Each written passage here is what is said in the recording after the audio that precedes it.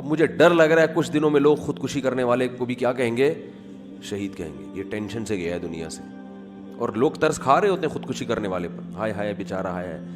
مجھے کبھی خودکشی کرنے والے پہ ترس نہیں آتا. آخرت کے لحاظ سے ترس آئے تو ایک الگ بات ہے, دنیا میں نہیں آتا. اس نے جرم کرنے والے کو تھوڑی اپریشیٹ کیا جاتا ہے. ہمارے نبی نے خودکشی کرنے والے پہ ترس نہیں کھایا, بلکہ نماز جنازہ پڑھانے سے انکار کر دیا. ہم کہہ رہے ہوتے ہیں ہائے ایک بچے نے خودکشی کی, یہاں 18 سال کا بچہ لٹک کے مر گیا, اللہ مغفرت فرمائے, بہرحال مسلمان تھا. تو لوگ کہہ رہے ہائے ہائے بیچارے دیکھو اتنا ٹینشن. میں نے کہا کیا ٹینشن ہوگی یار, لوگوں کی ٹینشن ہے, جا کے دیکھو فٹ پاتھوں پہ پڑے ہوئے ہیں, اس کو گھر ملا ہوا تھا. زیادہ سے زیادہ یہ ہوگا کہیں عشق معاشقہ ہو گیا ہوگا, ابا نے شادی نہیں کرنے دی. ایک بچے نے خودکشی کی, پڑھائی کا بہت دباؤ, اتنا دباؤ اس کے اوپر, ابا نے بولا اماں نے بولا نمبر اچھے نہیں آئے یہ وہ بیچارہ فیل ہو گیا. اس کا پڑھنے میں دل ہی نہیں لگ رہا تھا. جب وہ رزلٹ لے کے آیا, یہیں کا واقعہ 10-12 سال پرانا, تو جب وہ رزلٹ اس نے دیکھا, اس نے کہا میرے تو گھر والے چھوڑیں گے نہیں, وہ مجھ سے A1 گریڈ کی امیدیں لگا کے بیٹھے ہوئے تھے اور ہم کیا ہو گئے فیل. تو لٹک گئے جا کے. وہ تو غلط کیا اس نے, اللہ اس کی بخشش کرے, لیکن والدین نے بھی کوئی اچھا بولو نا نہیں کیا. یہ حب دنیا ہے. اپنی اولاد کی تعلیم کی فکر لو, اتنی ٹینشن نہ لو کہ اس سے لگتا ہے کہ آپ کو دنیا سے محبت ہے. یہ جو آج کل والدین بچوں کو بہت شوق سے پڑھا رہے ہیں نا, اچھی بات ہے, شوق سے پڑھانا چاہیے, لیکن شوق کی بھی ایک حد ہوتی ہے. اتنا زیادہ شوق کہ افورڈ کر سکو اس کو. وجہ کیا ہے؟ دنیا سے محبت ہے. ہمارا بچہ ڈاکٹر بنے لازمی, ہمارا بچہ کوئی بہت بڑا سائنسدان بنے تاکہ ہماری عزت ہو, تاکہ پیسہ کما کے لائے. قوم کی خدمت پیش نظر نہیں ہوتی. اگر قوم کی خدمت پیش نظر ہے تو آپ کا بچہ بھی تو اسی قوم کا ایک فرد ہے, اس پہ اتنی ٹینشن میں کیوں ڈالا ہوا ہے اس کو؟ بہت مشکل ہے یار. آپ چاہتے ہو میرا بچہ ماہر نفسیات بن جائے, بہت زبردست نفسیات میں PhD کرے یہ, اور نفسیاتی, یہ مثال بڑی خاندانی ہے سمجھو اس کو, نفسیاتی ڈاکٹر بن کے لوگوں کی ڈپریشن کا علاج کرے. وہ اب وہ پڑھ نہیں رہا, آپ نے اس پہ اتنا بوجھ ڈالا ہوا ہے کہ وہ خود ڈپریشن میں جا رہا ہے. یہ مثال سمجھو اچھی طرح, جو یہ مارکیٹ میں یہی چل رہا ہے. ماہر نفسیات کی مثال تو ایک ایگزامپل ہے جو سمجھانے کے لیے دے رہا ہوں. وہ خود کس میں جا رہا ہے؟ ڈپریشن میں. اب آپ کہہ رہے ہو نہیں میں نے اس کو ماہر نفسیات بنا کے چھوڑنا ہے, اور یہ کوٹ رہے ہو صبح شام ڈنڈوں سے, اس کو تانے دے رہے ہو, کمبخت پڑھتا نہیں ہے. اس کا مطلب بھائی آپ کا مقصد قوم کی خدمت نہیں ہے, آپ بچے کو کماؤ پوت بنانا چاہتے ہو کہ کما کما کے نوٹ چھاپے گا, طبیعت سے بیٹھ کے کھائیں گے. نفسیات کے ماہر کا تو ایک لیبل ہے, کیونکہ ماہر نفسیات کی ایک ویلیو بڑھتی جا رہی ہے نا. ڈپریشن کی مریض آپ کو پتا ہے ڈپریشن اور اسٹریس دنیا میں پھیل رہی ہے, تو ماہر نفسیات کی ویلیو بڑھ رہی ہے, تو خود اس کو نفسیاتی بنا دیا. تو اگر قوم کی خدمت کے لیے بچے کو کچھ بنا رہے ہو تو قوم کی خدمت تو رکشا چلانے سے بھی ہوتی ہے میرے بھائی. رکشا ٹائم پہ نہ ملے, آدمی کا میٹر شارٹ ہوتا ہے کہ نہیں ہوتا. قوم کی خدمت تو بھنگی بننے میں بھی ہوتی ہے. یہ بھنگی اگر اسٹرائک کر کے بیٹھ جائے, ہڑتال کر کے, ایسی ڈاکٹروں سے آدمی کہے گا بھائی کلینک بند کر دو, تم ہڑتال کر لو, اتنا مسئلہ نہیں ہے. بھنگیوں کی ہڑتال افورڈ نہیں کر سکتے ہم, تو قوم کی خدمت تو بھنگی بنانے میں بھی ہے. میں یہ نہیں کہہ رہا بچوں کو بھنگی بنانا شروع کر دیں, ایک مثال دے رہا ہوں. اچھے سے اچھا سوچیں, کوشش کریں بھائی ایک معاشرے کا زیادہ عزت والے شعبے کو فوکس کرنا چاہیے. فقہا نے لکھا ہے کہ ایسا شعبہ کمانے کے لیے اختیار کرنا جس میں عزت نہ ہو, اگرچہ پیسہ زیادہ ہو, مسلمان پہ زیب نہیں دیتا. ہمیں بہت سے لوگ مشورے کے لیے آتے ہیں, مفتی صاحب یہ کام میں کرنا چاہتا ہوں, بہت پیسہ. میں کہتا ہوں یار پیسہ بہت ہے, عزت نہیں ہے, تو چھوڑو. عزت سب سے پہلے ہے, پیسہ اس کے. لیٹرین کا انچارج بنا دیا آپ کو گورنمنٹ نے, لیٹرین کا کیا بنا دیا؟ انچارج. تو آپ بنو گے؟ اکثر عزت دار لوگ نہیں بنیں گے, بولیں گے بھائی کہیں اور لے جا کے بٹھاؤ, میں ادھر لیٹرین میں بٹھا دیا, کتنے لوگ آ رہے ہیں کتنے جا رہے ہیں, سب کا حساب. ناظم بنا دیا, ماہر لیٹرینیات. تو آپ بولو گے یار مجھے کچھ اور کام دو بھائی, یہ کیا لگا دیا میرے سے. ایک خاتون نے مجھے کہا کہ سود کے پیسے آئے ہیں, ناجائز ہیں, تو وہ شریعت حکم دیتی ہے نا کسی خیر کے کام میں بلا نیت ثواب صدقہ کرو. تو انہوں نے کہا مسجد میں لگا سکتی ہوں. میں نے کہا نہیں, اگرچہ خیر کا کام ہے مگر اللہ کے گھر میں ناپاک مال نہیں لگے گا. تو انہوں نے کہا کہاں؟ میں نے کہا لیٹرین میں لگا دیں, لیٹرین بنوا دیں. اچھا ہے, جس قسم کا پیسہ تھا ادھر ہی لگے گا. وہ ٹینشن ریلیز کرنے کے کام آ رہا ہے آپ کا پیسہ, ہے کہ نہیں ہے؟ ٹینشن ختم کرنے کے کام آ رہا ہے. تو ثواب یعنی خیر کے کام میں تو استعمال ہو گیا نا.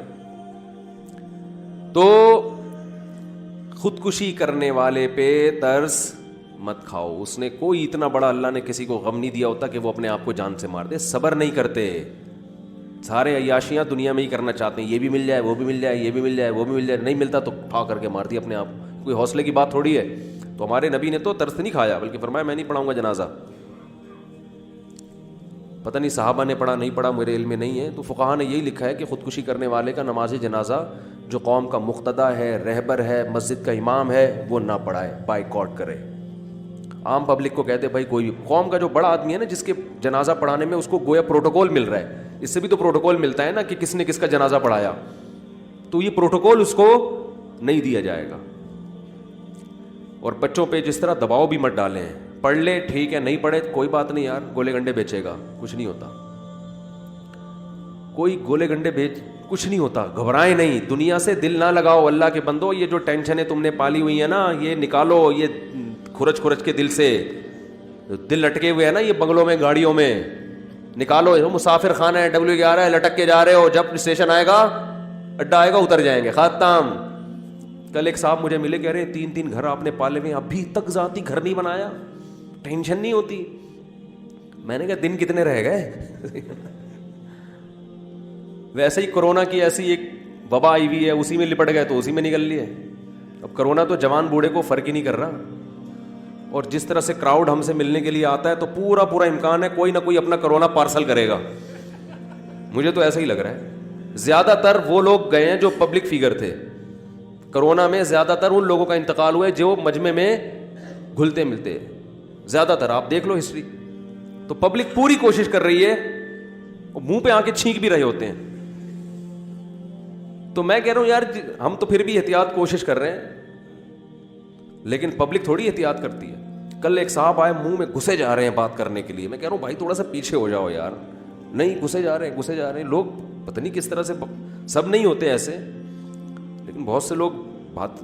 ویسے بھی انسان کو عجیب سا لگتا ہے نا بھائی, تھوڑا سا 6 فٹ کا نہیں تو 1 فٹ کا تو رکھ لو.